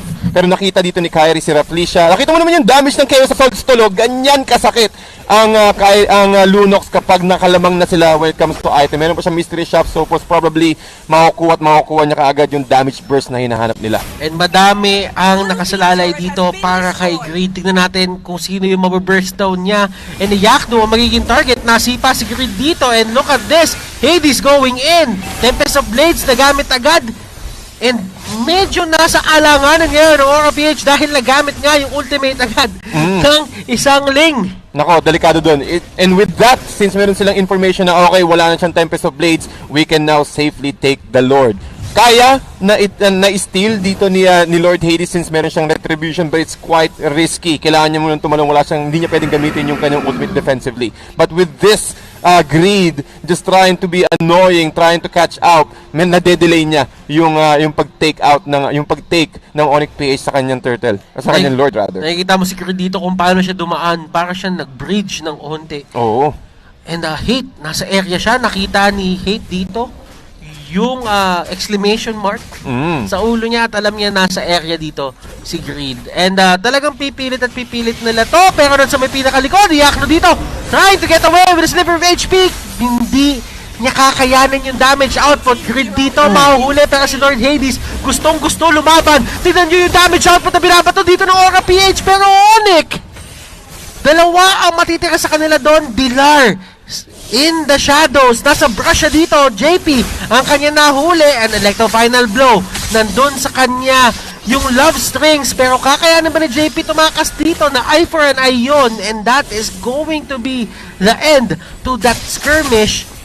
Ang ganda ng ginawa ng Aura doon. And Onic PH, kahit sabihin mo sila ang may kalamangan ngayon, kailangan nila respetuhin yung mga ganong nakakagulat na instances para sa side ng Aura. Worth trade ang nangyari sa side ng Aura PH. Bakit? Kasi nakuha nila si Iakno at si Hate. Dalawa sa mga assassins na nag-compose sa Onic PH. And ang trade lang nila doon is si Greed with Natalia and also with the Rafflesia. Si Rafflesia naman kasi okay na ibigay niya yung kanyang buhay para sa kanyang teammates as long as he can soak most of the damage or at least force Onic PH to use their cooldowns. Pero ito mo dito sa taas with the Heart Guard. Yakno dito will be the primary target para kay Greed. Kapag na-silent siya, hindi siya makapag-Jit Kundo, hindi siya makapag-Shunpo, hindi siya makapag-Wave the Dragon. All the mobility in the world, tatanggalin mo sa isang Cho. Ngayon, wala yung isang member dito sa side ng Onic, kumpleto ang Aura. It's time for them to head straight for the Lord. Ang question, TDZ, ko-contest ba ang Onic? Tingin ko i-contest to ng Onic. Kayang-kaya nila. Nandun si Delar, nandun si Kyrie. At mukhang nagkakaroon ng bakbakan dito sa may top lane sa side ni Hate. And available din yung retribution pero kailangan bumilis. Napakagandang steal. And that is going to be Kyrie na nasa gitna ng lahat. Winter Truncheon. At hindi niya kakayanin yung damage output nung pagkatapos ng Winter Truncheon, almost bursted down na yung kanyang buhay at doon siya matatapos. Onic, with just one pick off, nabaliktad yung pwesto nila ngayon. Ang Lord ay nasa side ng Aura, pupunta doon sa top, pero tignan mo kung paano ipwesto ng Aura yung kalaban nila. Tingin ko nagkaroon ng missed opportunity dito yung Onic PH eh. Alam nila, merong information ang Onic na tinitake na ng Aura yung Lord. Pero si Hate, hindi siya dumiretso kaagad sa Lord area eh. Yun na yung magiging contest dito ng Onic. Hindi nila kaya kumontest ng walang retribution at ang layo dito ni Hate. And with that opportunity, Aura, nasa kanila ang Lord ngayon with the Luminous. And they need to defend. Onic needs to defend it properly. Luminous Lord. Pero tingnan natin kung paano hahatiin ng Aura yung sarili nila sa mapa dito. Onic really trying their best to defend their turrets at tutumba dito si Greed. Hate and Greed. Kanina pa silang nag-aasaran pero ngayon lang may tumumba sa kanilang dalawa. At andito sa my base, yung Lord na hataw yung base dito, taking a chunk of HP doon but still kaya pa rin i-take down ng Onic yan at magbaback off dito yung Aura. The tables have turned, Tads. I agree. I completely agree. Kapag nakakuha or kapag nahuli ng Onic PH dito yung Aura, since they're trying to escape, yun yung magiging possibility na makakuha din sila ng at least 1 to 2 turrets. But unfortunately, nakita mo naman natin dito yung discipline ng Aura PH. Okay, enough na yun. At least nabawasan, hindi natin na-take down yung turret completely, but the HP is enough for them to go for one big sweep or for one big takedown sa mga turrets. And Onic as well, okay, medyo nakahinga sila onte. Akala natin na talagang one go ng Aura PH to. But with the sustainability, with the burst capability, and also with the clear wave capability dito ng Onic PH, talagang mabibigyan pa sila ng isa pang pagkakataon. Look at the swing, Ters. Kita nyo naman, lahat yan pumantay from the 5-minute mark to the 12-minute mark. Pumabor lahat yon sa side ng Onic. Now, Aura, unti-unting nag-swing back yung gold papunta sa kanila. Kahit yung XP napapantay na rin nila. And this is going to be very interesting since si Lord Hades dito, nakuha niya ng mga gamit niya. Si Greed probably just turned into another damage dealing core na rin. Pati, it's the Benny Cutie show na ngayon. Totoo. Na-item na yung Harit and alam naman natin, yung Harit, ang trip niyan, late game talaga. More on late game and meron siyang Oracle plus the concentrated energy. Kakakuha lang niling ng kanyang Thunderbelt, so we are expecting a lot of slow and chasing capability dito sa side ng Aura PH. But Greed dito, grabe yung damage output sa kanya pero makakataka siya doon. Pero Iyakno nandito sa may area na to, Immortality will beep up. Siyang unang tutumba. Lord Hades going in. At hindi niya din kinaya yung damage output dito nila. Kyrie, Hate and the others will still be alive. At Aura na naman dito. Kamuntikan na nila mahanap. Ito din yung same situation, same scenario. Nahuli nila si Iyakno. Pero Onic, they're doing a great job. Napigilan lang talaga dito yung Aura na makapasok pa sa base. Ang ganda ng pagkaka-trade dito ng Aura PH pati ng Onic. Nauna namatay si Iyakno, but Lord Hades overextended. Pinilit niyang kunin yung mga blades niya sa loob ng Tempest of Blades. Kaso, anong nangyari, naumpog din siya sa may gilid at nagkaroon ng opportunity dito yung Onic na makahabol. So, tingin ko okay, risky yung ginawa nilang push, but look at the objectives dito sa side ng Onic. Nawala na yung middle turret nila at yung bottom turret nila is bawasan. So, that's okay. Available din yung Retribution, but Lord Hades can go for another one since the Lord is already respawned. The Lord is already up. Up naman lahat ng members dito ng Aura and Onic. Pero as you can see, yung mga members dito ng Onic, yung mga flicker nila, nagamit nila kanina, lahat yun on cooldown pa. Same as JP, same as Raflesia. Ang up lang dito para sa kanila yung Execute, yung Purify, hindi rin up dito para kay Ben Cutie. And Retribution is still up for both of these teams. So okay lang yun. Kaya nila i-contest yung isa't isa.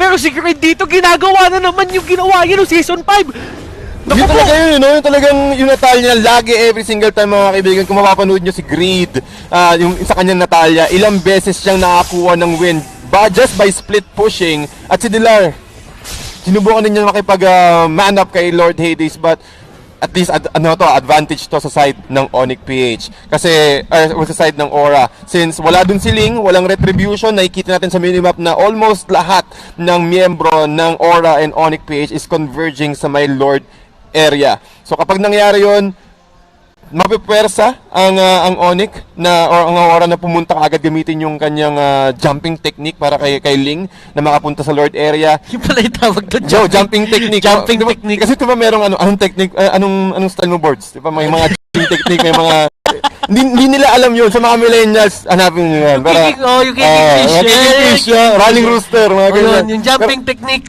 Yun yung jumping technique. Kumbaga, ang ibig kong sabihin, ang punto ko dito is, kumbaga, mapapwersam na ubusin lahat ng energy niling para lang makakabalik dun sa Lord area. Now, the game resumes at painit ang laban na itong aabot na naman ba tayo sa 110 respawn timer? Di natin alam, pero may posibilidad. And, oy! Ako, Dumiretso! Naku po, si Yakno dito. Pinipilit niya lumaban, pero tignan natin dito kung ano magagawa niya. And Yakno trying to go for the way of the dragon. Nasipa niya din si Greed. But Greed will survive. Nagkahulihan ng tao dito. Mataya-taya, ladies and gentlemen. Dilar dito trying his best. Benny Cutie going in, taking the kill kay Kyrie. At siya lang ang buhay dito. Ang lupit dito ni Grid Try nakikita mo na ginagamit yung kanyang smoke bomb since merong additional na reduced damage para sa mga turrets. But look at this. Aura, talagang gusto nilang tapusin. Gusto nilang tapusin and tapusin they will. Napaka-konyo na sinabi ko, but still it is what it is. Aura versus Onic ends with a 2-0 para sa side ng Aura PH, and nag-celebrate sila ngayon, and this winning moment. Well, mamaya na natin sabihin yan. Tingnan muna natin sila. Hayaan muna natin silang enjoy damahin ang pagkapanalo damahin dito. Damahin muna ang pagkapanalo. At ayan, sila, sabi ko sa'yo, yung niyan yung video editor. And this winning moment, ladies and gentlemen, is brought to you by Head and Shoulders. Put your game face on and finally say goodbye to those awkward itch-a-GG moments. Thanks to Head and Shoulders, 100% dandruff-free and itch-free. Now, mas mabango pa. Okay, Aura PH ngayon nakakapag-clutch, nakakakuha sila ng 3-0. Onic PH, it's quite rattling para sa akin. They perform really well. Ang pagkakataon lang is yung meron mga moments talaga na na-checkmate sila ng Aura PH. Especially nung time na nasa Lord fight sila. It was a really perfectly executed play sa side ng Aura PH, and that is one of the reasons why na-capitalize ang Aura PH kanina. Grabe din yung pressure sa game na yon. Actually, hindi lang sa Onic, pati sa Aura. It's just that mas suited yung Aura doon sa high pressure moments na yun in terms of heroes. Alam ko na kaya din daanan yun ng Onic, but still, it is what it is. Kailangan natin alamin. Kung naman sabi ni Wolf dito, doon sa napakagandang game na yun. So, Wolf, the floor is yours. Kwentuhan mo kami sa mga napanood mo doon.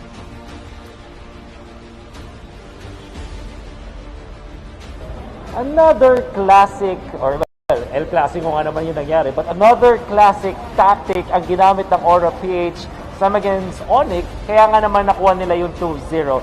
This time it's a Natalia, pero may konting twist. And we'll find out about that later on. But for now, let's break down the match. My name is Wolf, your analyst, and the following post-game statistics are brought to you by Smart, the official tournament telco partner of the MPL. Free-to-game rates with Smart, free games for all. Makita natin sa post-game stats, in a way, ay nahirapan ang Onic PH in the latter stage of the game just because of the nature of the heroes. Pag tinignan natin ang mga heroes ng Onic PH, this is a Roger, Rafa, Ela kind of strategy na gustong mag-dominate sa early stages of the game. In fact, nagawa naman nila yun. Early to mid-game, until yung mga turtle timings, nakukuha ng Onic PH yung group nila. Lumamang nga sila ng 3,000 or at Angela-Link combination, tapos may Harith side lane ka. Ang ganda ng pagmamaximize ng economy ng mga heroes na to. At ang naging game changer for Aura PH is the Natalia plus the backshot. Kasi ang Onic PH, they're backing on the fact na baka hindi sila mahirapan sa pag-farm on their Roger dahil meron silang Rafaela. And in theory, teams are picking up Rafaela at okay sila kahit may Natalia sa kalaban. But not the Natalia that Aura PH plays. Kasi sabihin na natin hindi ganun ka-effective in the early stages, yung Natalia or at least nasagot siya ng Onic PH. But in the late game, kung saan si Grid ay mastermind na talaga with this Natalia, doon na nga nanaig ang Aura PH. The following post-game statistics are brought to you by Smart, the official tournament telco partner of the MPL. Free to game great with Smart free games for all.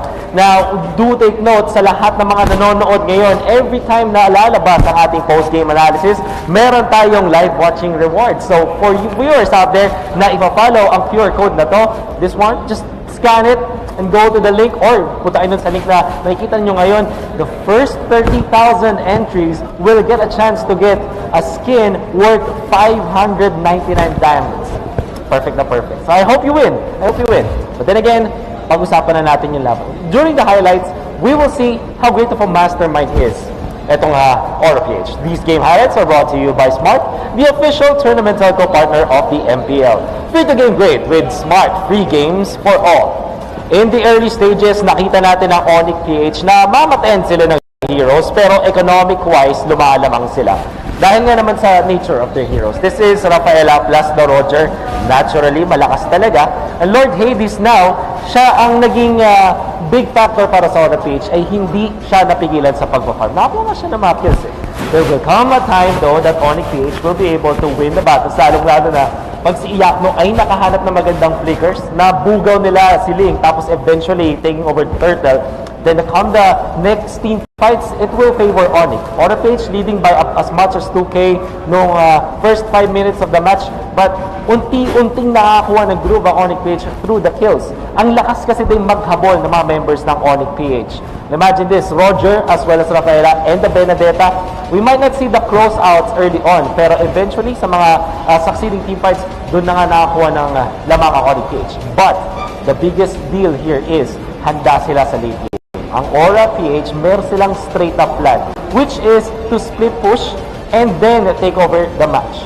Ang makikita natin din mula sa Aura PH ay nagkaroon sila ng malaking emphasis sa reset na Lord. By the way, nagkaroon ng changes sa Lord kung saan mas malaki na ang gold na nakuha mo sa Lord, pati na rin yung damage output ng Lord pagkaging makulat ng Lord kapag tumagal yung laban because of the recent changes. Sabihin na natin yung first Lord, which is the 9-minute Lord, hindi na siya kasing lakas nung dating Lord. But this time, yung 12-minute until the 15-minute, until the dulo, ay mas maganda siya. Ngayon, ang Onic PH, mananalo sila ng teamfight by expending yung ginagamit ng Aura PH. Parang na-out-sustain nila sa teamfight na yun. And Dilar also getting so many good snatches. And by the way, the General Dilar paving the way for Onic PH to win some part of the map in the mid-game. At yung Onic, makikita ninyo, nakakuha sila ng magandang kills na, but so many times, makakatakas ang ibang members ng Aura PH dahil na rin sa Angela combo. And I think JP played this wonderfully, just like in the previous game, di ba? Yung kanyang times journey usage. Now, Onic PH will eventually lose the first Lord dahil napitas si Iyakno. And you have to take note, Aura PH, once makakita sila ng nagsisplit push mula sa Onic, all in agad sila. Now, this fight of Onic PH, yung timing nila ay maiintindihan mo. However, handang-handa yung Aura, like Grid, dun sa may bandang likod ng Lord actually playing on the jungle side of Onic PH para makakuha ng magandang snipe, and then na-collapse yung Onic kasi biglang sila yung natrap. And eventually, Onic PH will survive for a little longer, but this time, dun sila mayari. And this is a crucial team fight, pero yung susunod na team fight doon sa gitna kung saan ang Onic PH ay magka-crumble na sa magandang pag-macro play coming out from Aura PH, dun sila madadali.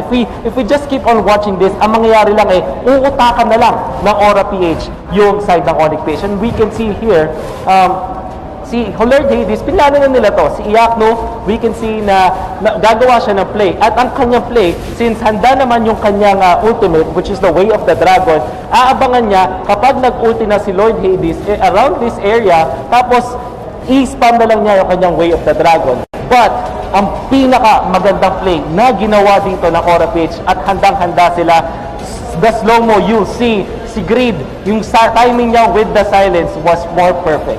At pati yung spacing nila para hindi sila ma-reach. Pareha silang hindi ma-reach nung range ng Way of the Dragon ni Iakdo was also perfect. Kaya nga naman, na-complete nila yung mission impossible, which is to just destroy the base of Onic PH. Well done. And I think I can talk about this play for hours and I'll tell you how good this is. And this merits the MVP talaga with Grid. I'm not sure kung siya yung mastermind, but knowing Grid, lalong-lalo na sa daming beses na ginamit tong Natalia na to, you can really say na pinagplanuhan yung last play na yun. The MVP of the game was brought to you by Smart, the official tournament telco partner of the MPL. Break through your own limits, rise above, and be free to game great with free games for all. 80% kill participation all throughout, and I think that's massive. Isang bagay na akala ng Onic PH ay handa sila is this Natalia pick, which was kind of picked later on in the stage at although meron silang Rafaela, meron silang Roger na think about it, hindi naman ganun ka problemado. At may mga changes nga sa Natalia, pero mukhang si Grid, iba talaga pag binigay mo na yung hero na handang-handa sila. And that's also true with the whole of Aura PH. That's why they were able to win the 2-0 against Onic PH, the El Clasico. That's been my breakdown of that wonderful series at balik na natin to sa ating mga casters. Pakatindi ng pinakitang plays doon